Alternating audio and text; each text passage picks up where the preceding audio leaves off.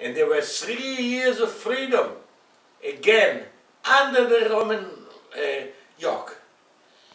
And at that time they had to bring the commander from Britain of the Roman Empire to squash down under Hadrian the Jews and finished these rebellious people which are called the Jews. And this end was not just destroying the burning of the temple and the exiling of all the Jews, but they also caused to rename Jerusalem Alia Capitolina, to build a statue of Jupiter in place of the temple, which caused actually this whole rebellion. And it ended in Beitar, which is a small city north of Jerusalem, where Bar Kokhba was killed with all, and there was a bloodbath. In fact, they said that the Roman horses were filled with blood of all the people that they killed. So, and this is why the point that I want to bring is that they called, first Rabbi Akiva called Bar Kokhba a Messiah, because they believe that things are so bad, it cannot be any worse, and God and the Jews will again, and for 3 years it happened. At the end he was called Bar Kosiba, the false Messiah. And they caused the final capitulation and exile of the Jews from the Holy Land to the diaspora. Now when I want, somebody who loves allegory, when the temple that was the center of Judaism splintered and exploded in small pieces, and exploded around the world and became the synagogue. That's the beginning of Rabbinic Judaism, which is incredible. A people that have no land, have this been decimated culturally, and that have been spread around the world, created new languages, which is Yiddish and Ladino, have created small communities, and the idea of the rabbi. Rabbi means teacher. He is not just a theological authority. He is the essence of a small community, which I disagree with Elizabeth, that the Jews did not have an organized community. They had a fantastic community because they lived in a small boat, helped each other, cared for each other. There were an institution from life to death that of all the communities around the world, and it exists even today.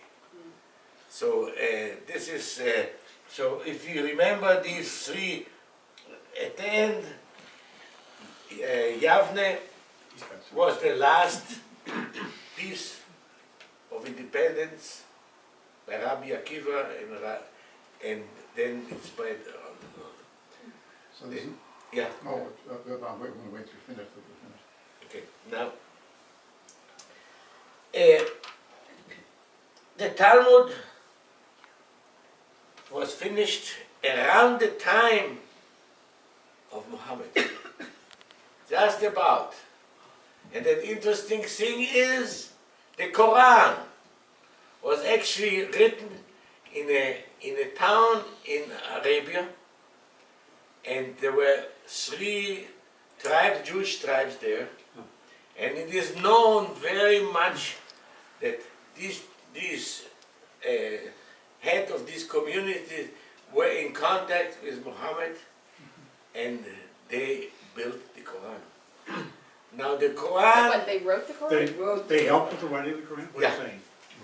No, that would be heresy to a Muslim. Yeah, because it came directly from. Yeah. Anyway, Via Abraham and his. Yeah. watching not to have somebody hear you. Somebody who just has a nice I'm short not name. worried about that. That's The why. fact is that Islam is so much closer to Judaism It is. than Christianity ever was. Which is for instance, the dietary laws are the same. And so many other things. Except when it comes to since the difference between Islam and Judaism is that Islam, every word has to be read and practiced as it is. They don't have the flexibility of Judaism. And that's the reason why half the Muslim world have women that are under the yoke of the man. While Judaism is a progression of equality, of rights over centuries. And in fact, jumping around again. Talking now. Yeah, But that's not true. That is, So that's welcome a man, you're a that's man. a man's view. Shall we go to Mayor? I think you'd be better off if you say that Yeah. Judaism is an ongoing discussion. No, That's right. That's a good That point. leaves The the other day. Bible liberal philosophy out of it. It's not Okay. that I own you. now, at the time of Rashi, there was Which time was that? Rashi was in the 9th and 10th century, where because the Jewish communities from after the migrated to the Rhine, and we were there. There were 4 enormous Jewish communities in the Rhine, which was Ramaiza and Alt Mainz and Speyer.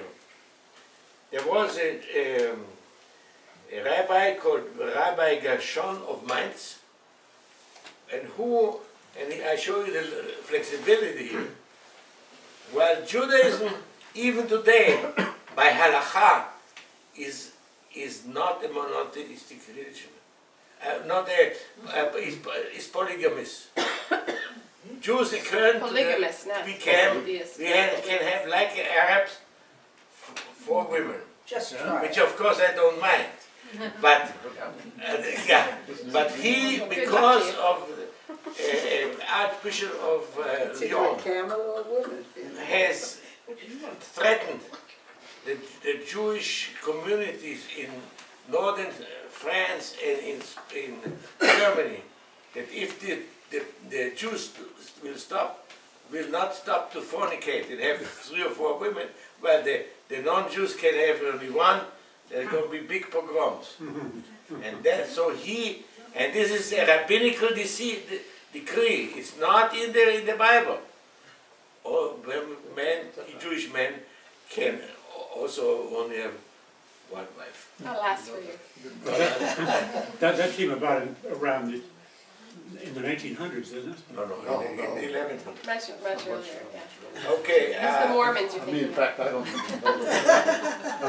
Though, wasn't the first Jewish community in Germany in the town of Worms? Worms, That was Speyer. earlier. Later they went to Mainz and different places. Yeah, now, the idea of martyrdom, which I already mentioned, like in Masada and in Germany, that came to be with the First Crusades in 2096, which is terrible.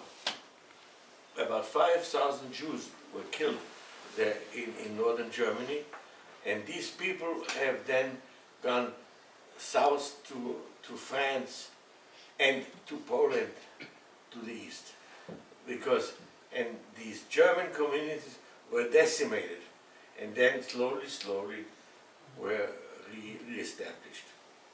And now I don't know what is my time. It's 5 up, 5, okay. 8:56. Now 4 up. the expulsion from Spain and Portugal, which was caused by Isabella and Ferdinand, is a very interesting story. There was a rabbi in Portugal, his name was Abarbanel, Yeah. and Isabella wanted to marry Ferdinand, but the guy was a schmuck, and he wouldn't marry her unless he gets a big dowry.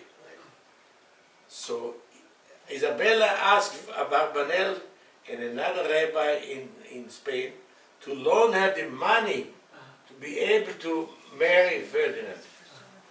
They gave it to her. Within 2 years, she gave back the money, and after that, in 1492, came the expulsion of the Jews from Spain, and 5 years later, from Portugal. And these Jews were divided into three. Those, like in the concentration camps, that left through Gibraltar to North Africa. Those, the majority, became the Moranos, which have converted to Christianity. And those that went north to Amsterdam and created an enormous Sephardic Jewish community which exists even today in Amsterdam. And the most famous of them was Spinoza, Baruch Spinoza, which is that's the final thing what I want to come up with, because Spinoza was the biggest philosopher of Judaism of the early Middle Ages, and he was excommunicated from the Jewish community because of his philosophical writing, because he joined again after Rambam the Greek philosophy and have incorporated it in Jewish law and way of life. And he got a cherem. He was excommunicated from the Jewish community of Amsterdam, and at a later time even became Catholic. So he is the most famous philosopher of all ages. And in fact, even the philosopher, even of Karl Marx, and still mention his unique contribution to the philosophy of monotheism and Judaism and universalism. Thank you. So, there was one thing I wanted to Can I say comment on. something? Yeah. To end the story, every Passover, to this day, we open the door, we set an extra plate at the table and still wait for the Messiah. Yeah. Wait for the And then Gideon shows up and And drinks then- the glass of wine. He Well, there was comes to Santa Claus. one thing you mentioned that I think is very interesting in comparison Nothing's changed. with the thought, and that is you pointed out the importance of community in early Judaism. And in fact, I think one of Not just throughout history. yeah, no, and I think one of the, from Rabbinic Judaism on, I think one of the things that theological distinctions between Judaism and Christianity is individual salvation. In Judaism, the emphasis is on community. On the community. The community sinks or falls as a community.